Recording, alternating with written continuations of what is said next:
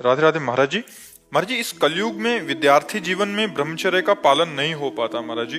क्रोध भी गिरा देता है, मलिन मन को साफ कैसे करें? कि आज हमारी जो नौ पीढ़ी है वो ना शास्त्र स्वाध्याय कर रही है और ना संतों के वचन सुन रही है, ना माता पिता की आज्ञा में रह रही।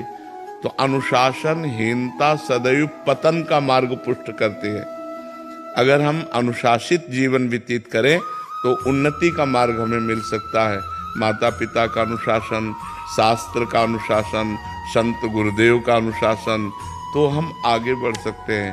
तो पहले क्या था कि नवीन बच्चों को परिवार से अलग करके गुरुकुल में रखा जाता था, जिससे वहाँ उनको ब्रह्मचर्य की त्रिकाल संध्या, भगवत आराधना, वैदिक सिद्धांत, मनुष्य जीवन की उन्नति के क्या क्या लक्षण होने चाहिए, अवनति किन किन कारणों से होती है, वो सब ज्ञान होता था।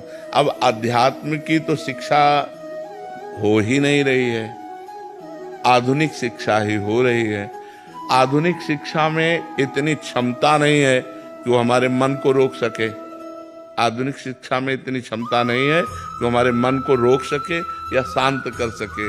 ये केवल आध्यात्मिक शिक्षा में ही दम है।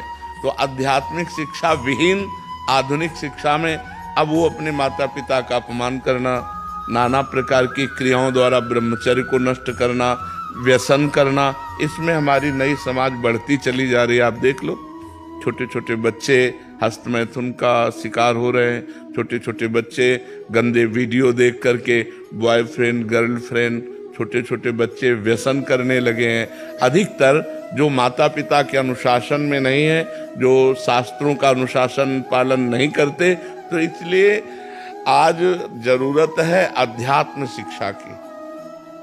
अगर हम अपने बच्चों को थोड़ा शास्त्र श्रवण कराएं, थोड़ा नाम जप कराएं, पवित्र भोजन पवाएं और उनको मित्रवत व्यवहार के द्वारा समझावें कि ऐसे ऐसे गंदे आचरण वाले मित्र मिले तो इनसे दूर रहे। ऐसा छूना, ऐसा करना, ऐसा देखना ये निषेध है, तुम्हारे जीवन को गिरा देगा। नहीं तो छोटे छोटे बच्चे पतित होते चले जा रहे हैं। जो हमारी एकाग्रता विद्या अध्ययन में लगनी चाहिए, जो हमारी एकाग्रता सामाजिक सेवा में लगनी चाहिए, वो एकाग्रता हमारी नशे में और व्यभिचार में जा रही है। हम कह रहे हैं फ्रेंड बनाना कोई पाप नहीं है, लेकिन व्यभिचार करना पाप है।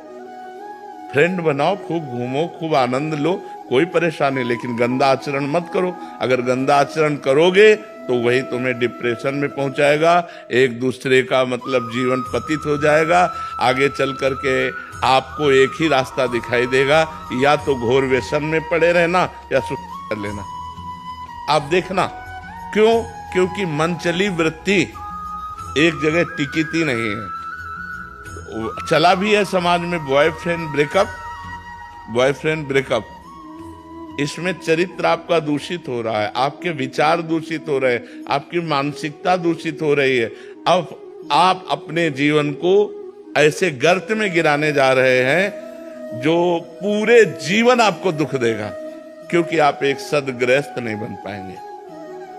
यदि आपने ऐसे गंदी आदतें की और आपका ब्याह हो गया तो आप अपनी पत्नी से संतुष्ट नहीं रहेंगे। आप एक पत्नी व्रत धारण नहीं कर पाएंगे, आप एक पति व्रत धारण नहीं कर पाएंगे। तो आपका न्यू जो जीवन का उत्थान करने की थी, आपने उसी को नष्ट कर दिया। इसलिए हमारी बच्चों से प्रार्थना है कि गंदी बात से बचो। दोस्ती में हम कहते हैं कि दोस्ती हजारों से कर लो, हजारों से दोस्त। हम तो कहते हैं शत्रु किसी को बनाओ ही मत, पूरे विश्व को मित्र बनाओ। मित्र बनाने में कोई बात नहीं, लेकिन गलत आचरण मत करो, गंदा व्यवहार मत करो। जब तक ब्याह ना हो जाए तब तक ब्रह्मचर्य का पालन करो, माता पिता की आज्ञा में रहो, ऐसे बिल्कुल गंदे आचरण नहीं। तो ये हमारे समाज का स्वरूप बिगड़ता जा रहा है। इसे आप ही लोग मिलकर संभाल सकते हो, माता पिता। और अगर आप सुधरो तो सुधर गए समाज। हम दूसरे को सुधारने की चेष्टा न करें। यदि हम अपने को व्यसन और व्यभिचार रहित बनावें तो हमारा समाज सुधर जाए। अगर हम एक एक आदमी सुधरना चाहे तो समाज सुधर जाए, लेकिन सुधरने के पक्ष में बहुत कम लोग हैं और बिगाड़ने और बिगड़ने के पक्ष में बहुत सहजता है ना, उसमें सरलता है। सुधरना चढ़ाई चढ़ना है और बिगड़ना फिसलना है। फिसलने के लिए सब तैयार है और फिसलाने के लिए तैयार है, लेकिन चढ़ने और चढ़ाने के लिए अध्यात्म की तरफ, धर्म की तरफ, पवित्रता की तरफ ये बहुत कम रह गए हैं समाज में जो ऐसा चलना चाहे। एक 12 वर्ष का बच्चा यहाँ बैठ के कह रहा है, मैं तुमसे परेशान हो चुका हूँ। तो उनका कितनी आयु है? बोले 12 वर्ष की। तो और फिर उसने कहा कि हमारी गर्लफ्रेंड भी है। तो हम कहा 12 वर्ष में गर्लफ्रेंड हो गई, हंसते हो गई। तो मतलब ये छोटी छोटी अवस्थाओं के बच्चे इतने गंदे स्तर में गिर रहे हैं, तो क्या होगा, समाज का क्या होगा? कॉलेज आदि में यही ट्रेंड चल चुका है महाराज जी। तो कैसे महाराज जी सुधार होगा? जैसे आप कह रहे हैं कि दोस्ती करने में कोई दिक्कत नहीं, बट वो अपनी इंद्रियों पे काबू ना करने के कारण फिर वो उस फिसलन में नहीं। हम जैसे अपनी बहन के साथ भी तो रहते हैं घर में, मित्रता रखना कोई पाप नहीं है, कोई दोष नहीं है। लेकिन मित्रता रख करके कुपंथ में चले जाना, कुमार्ग में चले जाना, ऐसी हरकतें कर देना जिससे जीवन बर्बाद हो जाए, तो हमें लगता है इस पर सुधार होना चाहिए। बच्चों को अपने जीवन को पवित्र रखना चाहिए जब तक पाणी ग्रहण ना हो जाए, जब तक माता पिता सुव्यवस्थित जगह ब्याह ना कर दें, तब तक। देखो, जो ये बच्चे एक दूसरे को भगा ले जाने वाली वृत्ति रखते हैं ना, वो बहुत दुख पाते हैं। मतलब माता पिता सालों लगाते हैं अपनी बच्ची के ब्याह के लिए, सालों जा जाके अगल बगल पूछ के रिश्ता नाता, उसके आचरण, उसके, तब जाकर अपनी बच्ची को सम्मान के साथ उसके हाथ में देते। और तुम जो 2-4 बातें कही भाग गई उसके साथ, तो पूरा जीवन निर्वाह थोड़ी होगा। तो वो कैसा व्यक्ति स्वभाव वाला है? देखो, प्रेजेंट का स्वभाव अलग होता है, लेकिन हमारा एकांतिक जीवन कैसा है, हमारा पर्सनल जीवन कैसा है? तो जब आप किसी के पर्सनल जीवन में घुसेंगे तो आप खतरा पाएंगे। इसलिए माता पिता की अनुमति आवश्यक है, क्योंकि वो अच्छी तरह देख सुन करके अपने बच्चे को सुखी करना चाहते हैं। पर आजकल बच्चे ऐसे माता पिता को कुछ नहीं समझते हैं, मनमानी आचरण करते हैं। बहुत विचित्र दशा आ रही, बहुत विचित्र दशा आ रही।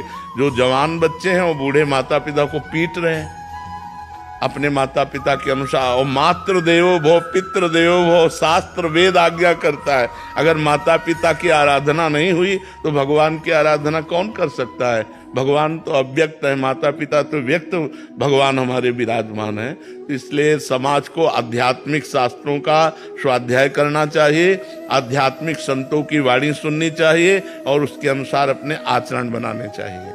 हरे कृष्ण।